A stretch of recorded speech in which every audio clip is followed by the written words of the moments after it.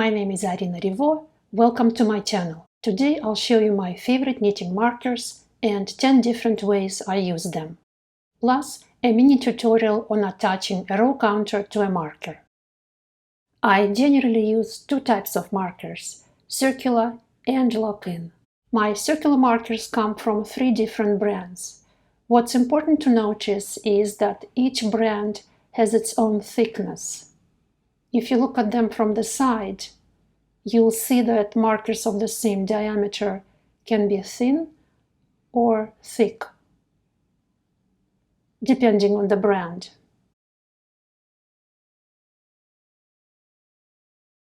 So whether the diameter is large, like this one,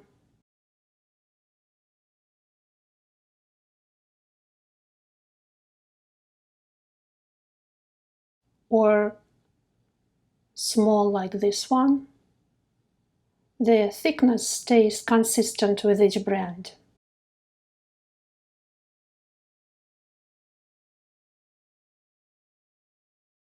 These are my lock-in markers. They look like safety pins. These ones are the thinnest. You can easily open and close them.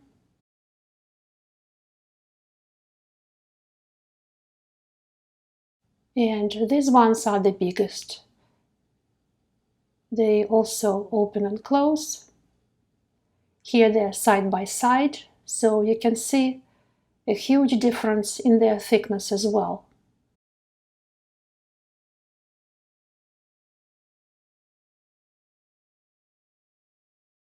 Here is why I think thickness matters and why I prefer the thinnest markers. I place this marker to mark the side of the sweater. Here I have finished knitting the body of the sweater and the ribbing, so it's the same marker at the end of my work.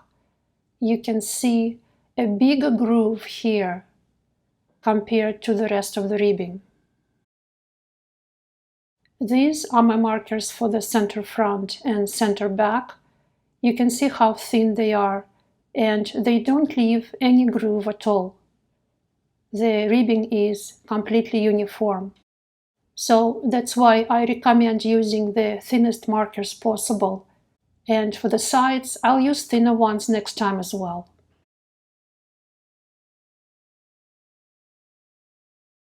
For short rows, I most often use these ones. They are inexpensive and come in many colors. They are the thinnest and they don't distort the knitted fabric. The different colors help me identify which section I'm knitting. I also have an extra box of these silver ones. I typically use them for row counting or to mark decrease rows. I like how they feel. They don't distract me, and they're again very thin and easy to put on and remove. For different sections, I use different colors. Here, for example, I used silver markers for the ribbing and white markers for the body. Although I use a row counter, I often get carried away and forget to change the number, so I always back it up by using the silver markers as well.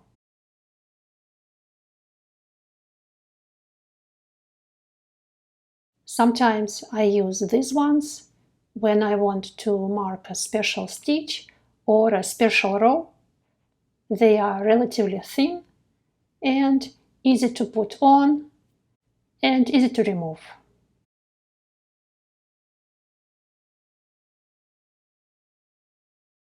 I also like to combine markers like this to use for a special area. Simply place a ring of a similar color onto the pin. I think they look very cute this way, and it makes me feel good when I knit. Here is an example. These are the markers for the center front and center back of a sweater. A thin marker like this is best to avoid a groove in the center from stretching the space between stitches. And the ring makes it look special, different from the other markers, so I don't get confused. 2 special markers.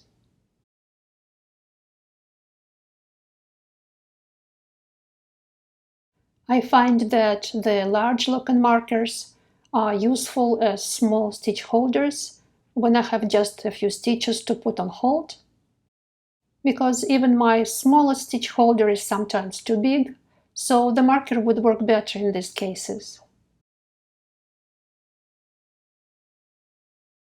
I use these smaller lock-in markers to secure the stitches in the corners of the underarms to prevent this area from stretching. Each marker holds 3 stitches from the provisional row,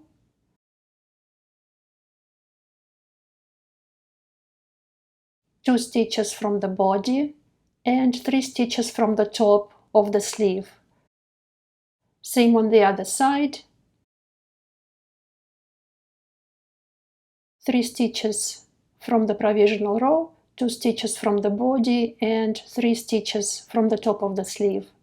This way the area is kept from stretching and everything stays secure while I wait until I'm ready to start the sleeves.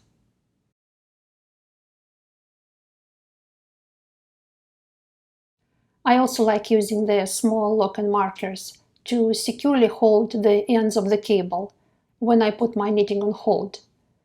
The marker is placed between the stoppers and the stitches, and it holds the stoppers together. It prevents the stitches from stretching.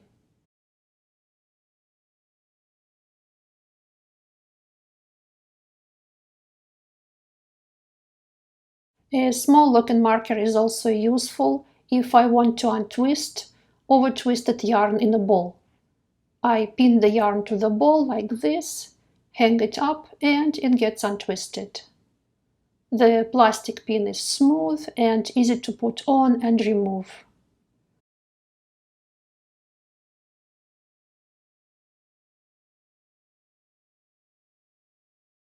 When I don't weave in the yarn tail right away, I pin it with this marker to avoid it tangling or becoming felted.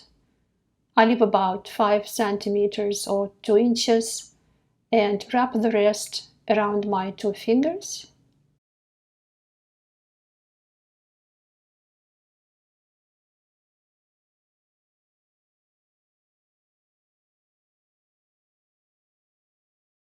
Then I wrap the tail around a couple of times, like this, and tie a soft knot.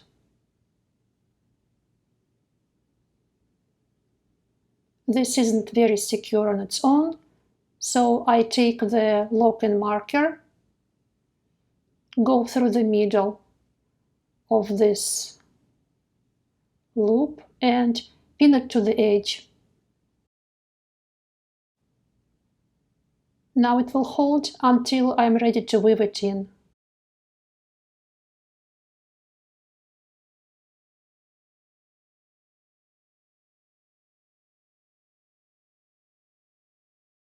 It's the same with binding off. I bind off everything at once usually, so I leave enough yarn pinned until I'm ready.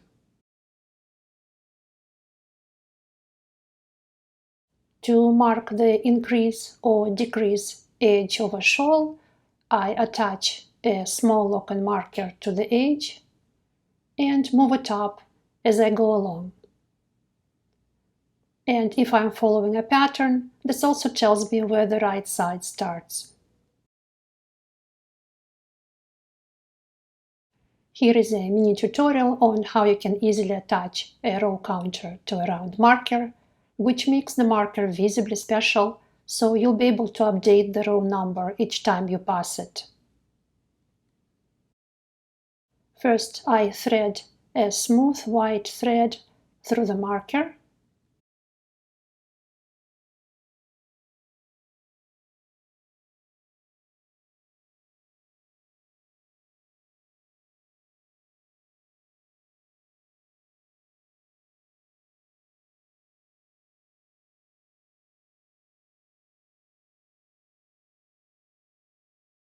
And tie both ends in a knot.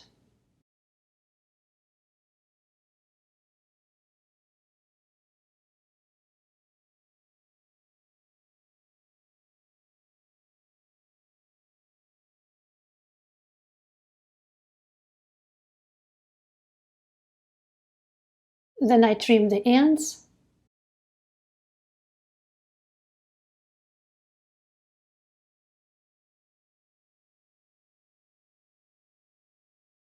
And hide the knot inside the marker, like this.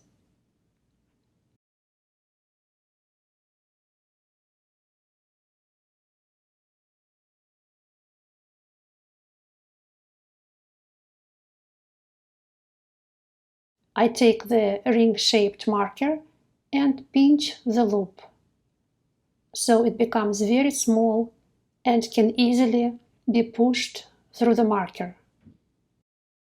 I push the loop through the back of the marker so it comes out in the front. Then I move the loop down behind the marker and bring the sides down to secure it.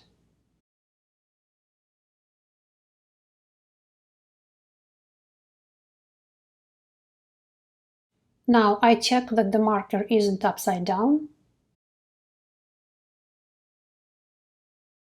and place it on the needle.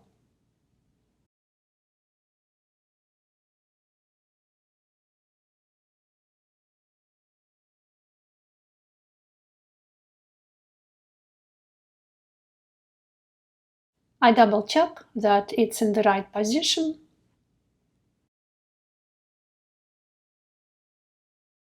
All good, and I can continue knitting. So these are the various ways I use markers when I knit. Let me know in the comments which ones are your favorites and how you use them. Happy knitting, and until next time!